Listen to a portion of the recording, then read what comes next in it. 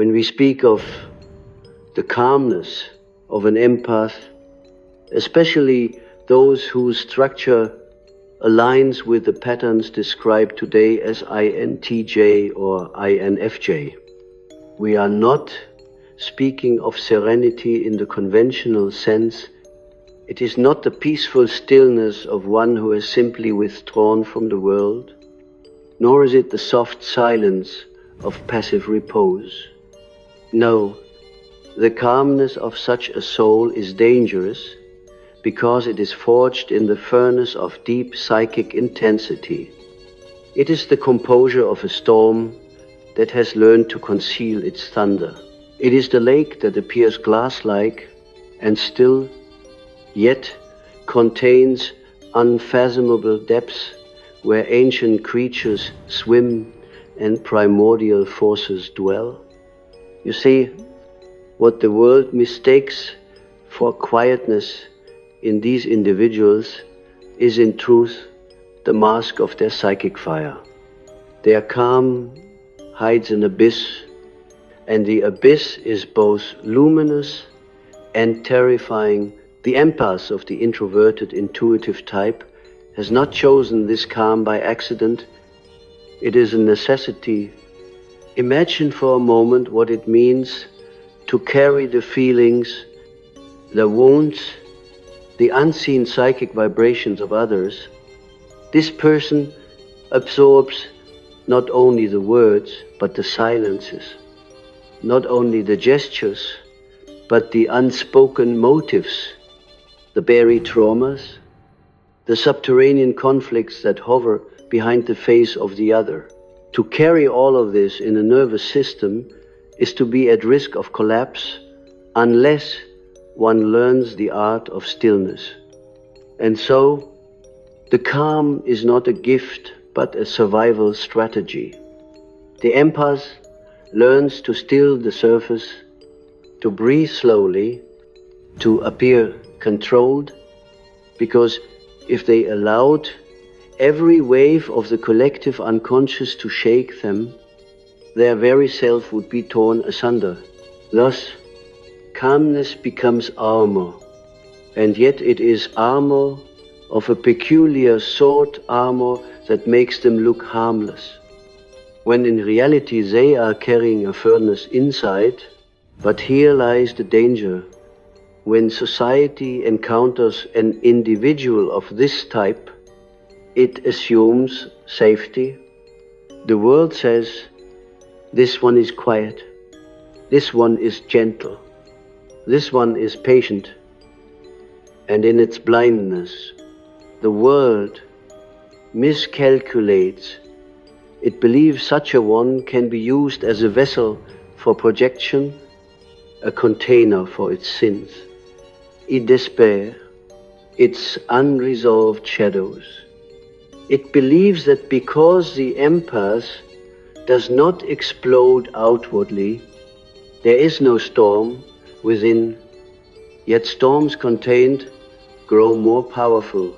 When an empath of intuitive depths has carried too much, when their shadow has been forced to expand without release, the eruption comes not as a small outburst, but as an earthquake.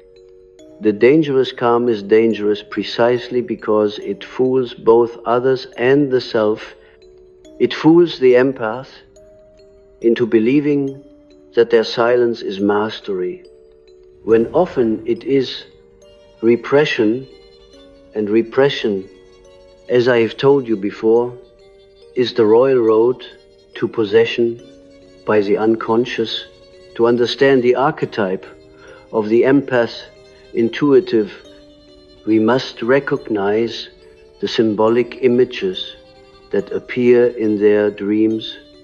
Again and again, I have seen in such individuals dreams of vast oceans, of glassy waters, concealing leviathans, of standing upon a shore with an unshakable gaze as a tidal wave approaches. They dream of volcanoes, silent mountains that tremble beneath the earth. biding their time until the magma bursts forth, these are not mere fantasies. They are the psyche's attempt to represent the tension between the appearance of calm and the inner intensity of feeling. The dream says, you are not only the lake, you are also the monster in its depth. You are not only the mountain, you are also the fire that waits beneath the crust. The dream warns, do not believe your calmness makes you harmless. Within you is a power that, if denial, will break its chains in destructive ways. Jung. Now, why does this configuration so often manifest in those whom the modern typologies call INTJ or INFJ? Because their dominant mode is introverted intuition, and intuition of this order is not merely a cognitive function, but an organ of the soul. Intuition is the antenna of the unconscious, the gaze that peers behind appearances into archetypal truth. Such individuals see patterns where others see only noise. They feel the symbolic resonance of events where others feel only facts. When combined with empathy, this intuition does not merely perceive, it absorbs. It is as if the empath's nervous system is a great instrument tuned to the subtle music of the collective psyche. They hear what is not spoken. They feel what is not revealed. They see the invisible threads that weave the fates of others. But with this gift comes burden. To carry such awareness is to risk drowning in it. And so, again, calmness is constructed not from natural ease, but as a fortress against psychic flooding. This calm, then, is not neutral, it is ambivalent. On the one hand, it enables survival and even mastery. Many such empaths become healers, visionaries, guides, because their calm allows them to hold space for others without immediate collapse. On the other hand, the calm may become a prison if it is mistaken for finality, if the empath begins to believe they are merely a calm person rather than a storm held still. They may neglect the work of integration. They may ignore their shadow, and the shadow of the empath intuitive is not small.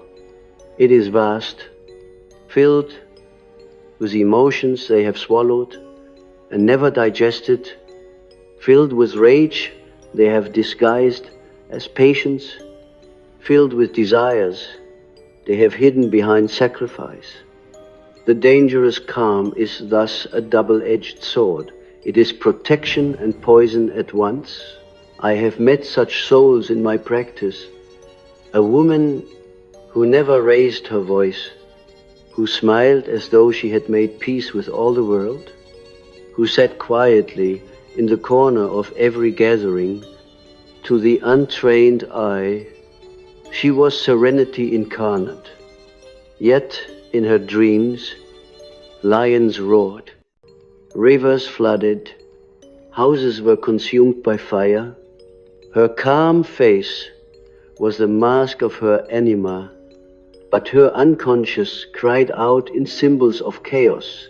When finally she allowed herself to speak her truth, the fire poured forth, and it terrified her. She said, I did not know I was capable of such anger. I thought I was only love. But to be only love is impossible. Love must be balanced with shadow, with boundaries, with the recognition that to absorb everything is to be destroyed. Her calmness had been her defense, but it had nearly cost her. her soul. Only by confronting the dangerous depth behind her calm did she begin to live as a whole person. You see, wholeness demands confrontation. It demands that the empath acknowledge both the healer and the destroyer within. For if they deny the destroyer, they risk becoming possessed by it. And possession in such a person is particularly perilous because their intuitive power amplifies whatever seizes them. When seized by compassion, they can heal nations, but when seized by resentment, they can ruin lives with a single withdrawal of their light. The introverted, intuitive empath does not act often, but when they act, their action carries archetypal weight, their word becomes law, their silence becomes exile, their presence becomes fate. This is why their calm is so dangerous. It hides the fact that their psyche operates on a mythic scale. The archetypes live close to the surface in them. They are not just people. They are vessels of the collective unconscious, and their calm is the veil that keeps this truth from frightening the ordinary world. And so I say to you, if you are one who bears this calm, do not deceive yourself. Do not imagine that your composure means you are beyond the storm. You must learn to dialogue with the storm within you. You must descend into the depths of your own lake and meet the Leviathan, not as an enemy, but as a brother. You must climb into the volcano and touch the fire, not to be consumed, but to know its nature. For only by integrating these forces can your calm become true serenity rather than repression. Otherwise, your dangerous calm will betray you. It will hold until it breaks. And when it breaks, it will devastate not only you, but all who stand near. The calm must become conscious. It must be lived as awareness, not as denial. What fascinates me about this particular temperament is how easily it becomes mistaken for weakness in a world intoxicated with noise. Society reveres the loud, the assertive, the extroverted displays of power, but the empath of intuitive depth does not seek power through the clamor of words or the spectacle of performance. Their power is subterranean.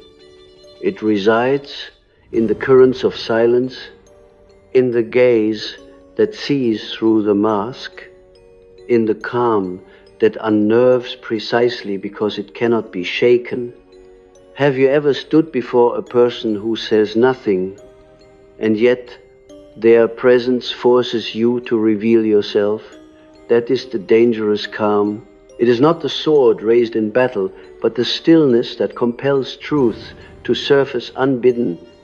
This is why others, even unconsciously, fear them, not because they shout, but because they do not need to. Their calmness is already a judgment, a mirror, a summons to the hidden conscience. Yet, the danger is not only external. The empath themselves risks becoming a prisoner of their own mirror because they see so much of others, because they can feel the unseen. They are often seduced into carrying what does not belong to them. They confuse their calm detachment with strength, when in reality it is self-erasure. They say to themselves, if I can remain unmoved, I am strong. But strength is not the absence of movement. True strength is the ability to enter the storm without losing oneself. To be unmoved may seem divine, but often it is only numbness, and numbness is not mastery, it is slow, death of the soul. When an empath confuses numbness with calm, they begin to dissolve into the lives of others. Their identity fades, their desires vanish, their fire turns inward and consumes them quietly. I have seen such lives end in despair, not with an explosion, but with a long, quiet suffocation. This is the ultimate danger of their calmness, that it becomes a coffin in which their true self is buried alive. But there is another path.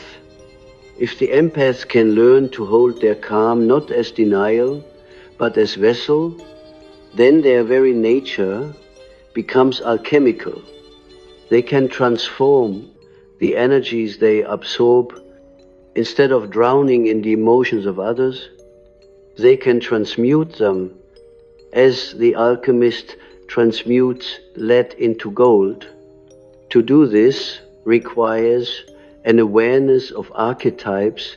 When the empath senses anger from another, they must recognize it not merely as the other's anger, but as the archetypal fire of Mars, the warrior, the destroyer, the protector.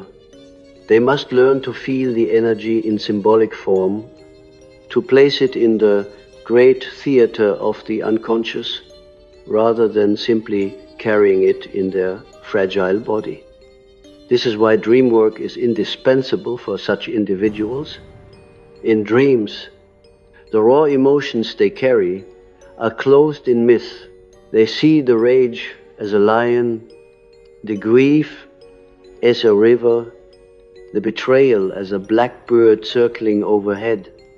By engaging with these images consciously, the empath ceases to be a victim of psychic contagion and becomes a participant in the drama of the collective unconscious. They move from drowning to swimming, from being consumed to becoming alchemists of feeling. The calm then shifts its meaning. It is no longer repression, but sacred container. Think of the great vessels in myth, the grail that holds the blood of Christ, the urn that carries the ashes of ancestors, the cauldron that brews wisdom.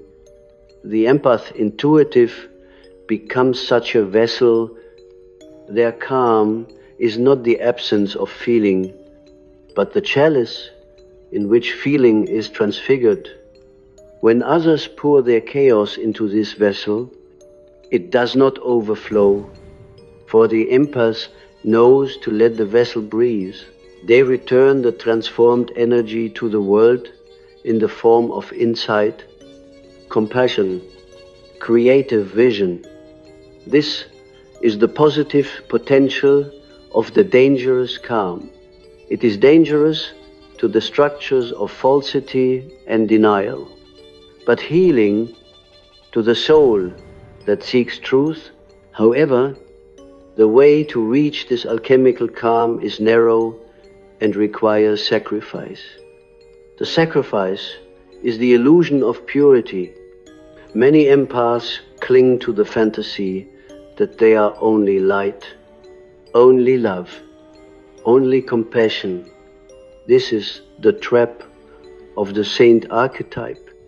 It flatters the ego to imagine oneself as endlessly giving, endlessly forgiving, endlessly calm. But the unconscious does not tolerate such imbalance. The shadow grows behind the mask of the saint, and it grows monstrous. One day the empath finds themselves suddenly filled with hatred, with envy, with cruelty, and they are horrified. This is not me, they say, but it is them. It is the part they disowned. The sacrifice they must make is this illusion.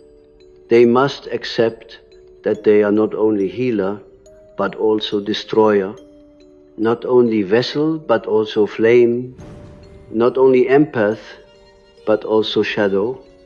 In doing so, their calm becomes true, because it now contains the whole truth of who they are. It is calm, not because nothing stirs beneath, but because everything within has been given its place.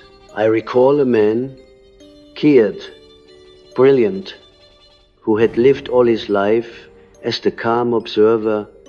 People confided in him, leaned on him, even exploited his patience. He bore it all with a smile, and everyone praised his serenity. But in his dreams, he was a warrior covered in blood, a king whose throne had been stolen, a beast chained in the basement. He came to me trembling, saying, "I think I am going mad, for these dreams are not me." But I told him, "The dreams reveal who you are precisely because they are not you in your conscious mind. The unconscious compensates for what the conscious denies." His dangerous calm had concealed an inner king who demanded his throne. Once he accepted this, once he allowed himself to feel his anger, to assert his boundaries, his calm changed. It was no longer repression but authority. He became a leader, and people respected him not because he was calm, but because his calm contained the storm. This is the destiny of the empath intuitive, to contain the storm consciously, not to deny it. Notice the symbol of the king. For many empaths, the inner king or queen archetype lies buried beneath their calm. They live as servants, as healers, as listeners, but within them the sovereign archetype waits. The sovereign does not absorb endlessly. The sovereign receives, but also commands. The sovereign knows when to say no, when to protect the realm, when to demand tribute. The dangerous calm, if not integrated, hides this sovereign, but when integrated, the calm becomes royal stillness, the quiet gaze of a ruler who needs not shout, because their authority emanates from their being. This is the transformation, from dangerous repression to sacred sovereignty. And so, I tell you, the calm of the empath intuitive is a threshold. It is the line between drowning and mastery, between denial and integration, between shadow possession and individuation. If you stand upon this threshold, you must choose. Will you continue to hide your fire beneath the mask of serenity, or will you enter into dialogue with the storm? If you choose the former, your calm will one day shatter. If you choose the latter, your calm will become power, not because it suppresses the storm, but because it has befriended it. This is individuation. To become whole is not to eradicate one's danger, but to become responsible for it. The empath who becomes whole no longer fears their dangerous calm, because they know its danger is not aimed at their own destruction, but is the very source of their creative force. When we venture deeper into the inner life of the empath, who carries the archetype of introverted intuition, we find that dreams become not only messages but revelations of destiny. For such a person, the dream is rarely trivial. It is rarely about the shallow detritus of daily life. No, the dreams of these souls are mythic. as if the unconscious knows that they are capable of carrying weightier visions than most. They dream of labyrinths, of vast forests, of mountains crowned with fire, of temples crumbling under the hands of invisible gods. These are not random hallucinations of sleep. They are the psyche's way of training the empath to see beyond appearances, to feel the invisible structure of existence itself. And when the empath ignores these dreams, when they dismiss them as mere fantasy, they sever themselves from the very compass that could guide their dangerous calm into its higher form. I once knew a woman who, by day, lived the life of an ordinary teacher. She was kind, calm, and infinitely patient. No one suspected the depths she carried. But in her dreams, she walked with wolves, she descended into caves filled with bones, she held conversations with ancestors dressed in robes of fire. She came to me and said, "I cannot tell anyone of these dreams. They would think me insane." And yet, I told her, these dreams are not insanity. They are your initiation. They are the unconscious summoning you to your vocation. You see, the empath, intuitive, often carries the archetype of the prophet, the seer, the visionary, but prophecy is not thunder and lightning hurled upon the masses. Prophecy begins in silence, in calmness, in the inward gaze. The dangerous calm is the soil in which prophecy grows. For only one who has mastered stillness can hear the subtle whispers of the archetypes. And yet, prophecy becomes dangerous if the seer refuses the call, if they remain only a calm teacher when they are called to be a vessel of revelation. Here, then, lies another dimension of the danger. The calm of the empath, if not honored, becomes a shield against destiny itself. They may remain forever in the safe role of listener, healer, observer, never daring to speak the truth that burns within them. And so the unconscious grows louder, more insistent. The dreams grow darker, the symbols more violent, until finally the soul begins to collapse under the weight of its own unlived life. For what is more destructive than the unlived life? The unlived life festers, it poisons the body, it corrodes the mind. The empath who denies their prophetic voice begins to sicken in ways the doctors cannot explain, because the illness is not of the body but of the soul.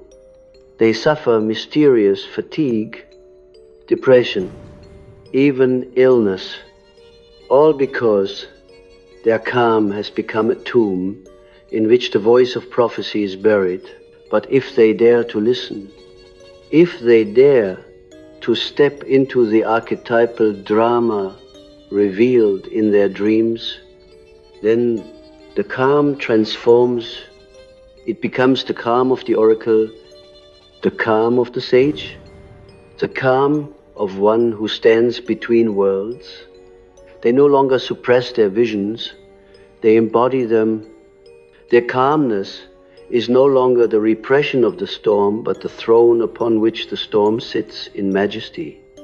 This is why such individuals often appear terrifyingly composed in moments of crisis.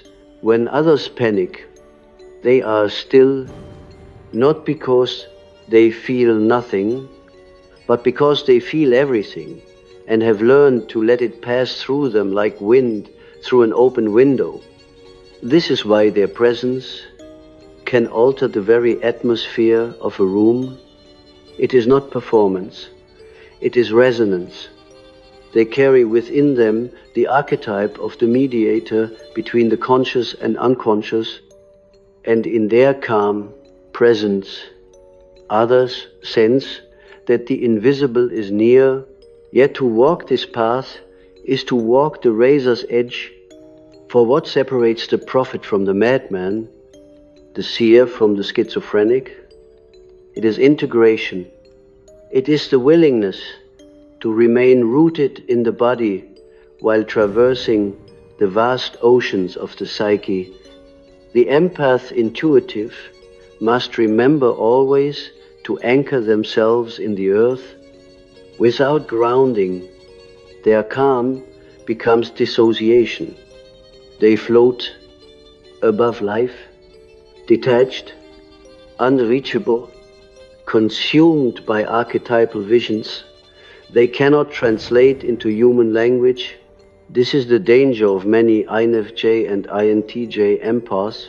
They live too much in the realm of the symbolic, and they lose contact with the ground beneath their feet. Then their calm is no longer sacred, but eerie, alienating, a calmness that feels inhuman. People withdraw from them, sensing that they are no longer entirely present, and the empath, misunderstood, retreats further, building walls of silence until they live as exiles in their own lives. This exile is unnecessary, but to escape it requires humility. The empath must remember that to be prophetic is not to escape humanity, but to embrace it more deeply. The visions, the symbols, the archetypes are not for their private exaltation, but for the healing of the collective. The dangerous calm must be broken open, must be offered, must be shared, for if the vessel is never poured, the liquid stagnates. The empaths must dare to speak their truth, even if their voice trembles, even if others scoff. This is the sacred risk of individuation. To reveal what the unconscious has given you, not knowing whether the world will receive it or reject it, but to hide it is to betray yourself. And betrayal of the self is the most dangerous poison of all. Do not misunderstand me. The calm of the empath is indeed a gift. It is the stillness of the forest before dawn, the silence in which the first light appears. But dawn is not meant to last forever. The sun must rise, the birds must sing, the day must unfold. If the empath clings to calmness as an identity, as a permanent refuge, they become stagnant.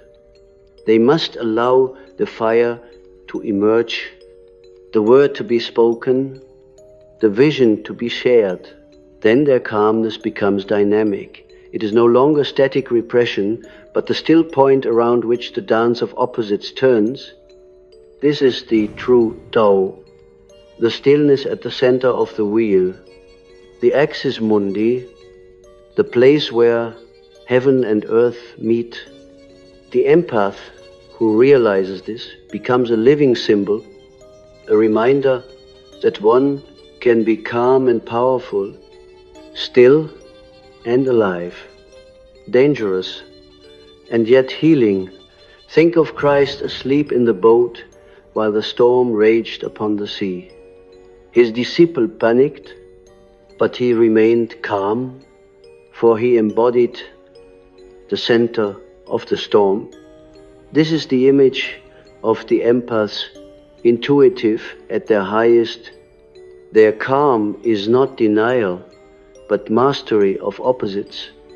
They hold the storm within themselves without breaking, and in doing so, they reveal that calmness is not the absence of danger, but the capacity to contain it. This is why their calm is dangerous, because it reflects back to us our own uncontained storms and forces us to see what we have not integrated. People often hate them for this without knowing why. They feel judged simply by their presence, as if their calm gaze pierces the mask and uncovers the hidden wound. The empath must learn to endure this hatred, to accept that their very being will provoke projection. They are destined to carry the projections of others, not as punishment, but as initiation. For in enduring projection, they learn to see through it. And in seeing through it, they liberate not only themselves, but those who projected. The path, then, is not easy. But when has the path of individuation ever been easy? The dangerous calm of the empath is both their cross and their crown. It will crucify them if they cling to it as repression, but it will crown them if they transform it into conscious stillness. And so I say to you, descend into your dreams, face the symbols, integrate the shadow, anchor yourself in the earth, and dare to speak the truth your calm has concealed. Only then will your calm no longer be dangerous to yourself, but dangerous only to the falsehoods of the world. And the world, though it may resist, needs nothing more than this danger. When the empath finally accepts that their calm is not the final truth, but the beginning of transformation, a new dimension of life opens before them. No longer do they confuse stillness with suppression. No longer do they worship the mask of serenity while their shadow grows monstrous in silence. Instead, their calm becomes transparent, luminous, alive. It is like standing in the eye of a hurricane, not because the storm is absent, but because its whirling power has been arranged in such a way that the center is clear. This is what true calmness is. The still axis around which chaos dances. When an empath embodies this, they become not merely individuals, but living symbols. They carry in their very presence a teaching for the collective. Even when no words are spoken, people sense in them the paradox of life, that peace is not the absence of danger, but the embrace of it, that love is not sentimentality, but the power to hold the dark without fear. The danger of their calm then evolves into medicine. It becomes dangerous not to themselves, but to the structures of falsehood, repression, and unconsciousness that dominate the world. Wherever such a soul goes, masks are stripped away. Their calmness unsettles the liar, disturbs the manipulator, exposes the tyrant, because their presence cannot be provoked. It cannot be controlled. This is why many who live in falsity instinctively resist or even persecute such individuals. History shows us again and again that prophets, visionaries, and mystics, many of them quiet and calm in appearance, have been feared and rejected by society. It is not their words alone, but their being that shakes the foundations of deception. And yet, these same souls, when they remain faithful to themselves, become beacons of transformation.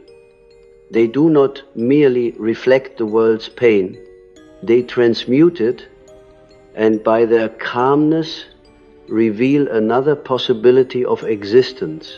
But this calm is never passive. It is a calm that acts. It is not the calm of resignation, but of readiness. It is not the calm of avoidance, but of presence. When an empath integrates their shadow, when they face their inner storms, their calm becomes the throne of their inner sovereign. They can act with precision, speak with weight, love with power. Their words are not many, but when they speak, it is as though an archetype itself has spoken. Their silence is not emptiness, but an invitation to depth. Their gaze is not judgment, but reflection. They become, in Jungian terms, an individuated personality, one who has reconciled opposites and therefore embodies the self, the great archetype of wholeness. In such a person, the dangerous calm is no longer a mask of survival. It is the radiance of inner alignment. You must understand, this journey is not for the faint of heart. The empath who dares to enter this path must face solitude, for few will understand them. They will be misunderstood, projected upon, accused of being cold, aloof, even arrogant. But this is the price of bearing the archetype of the seer. To see more deeply is always to stand apart. Yet solitude, if embraced consciously, becomes sanctuary.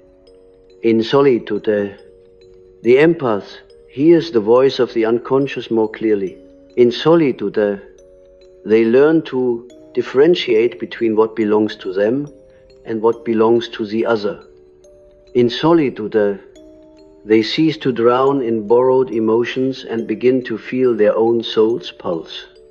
Then, when they return to the collective, they return not as victims of psychic contagion, but as healers carrying medicine distilled from the depths. The final danger of their calm is also its final gift, for the world will never cease to test them. The noise, the projections, the manipulations, the chaos, all of it will continue. But once the empath has made peace with their own storm, the world's storm no longer frightens them. They walk through the noise like the dreamer who knows they are dreaming.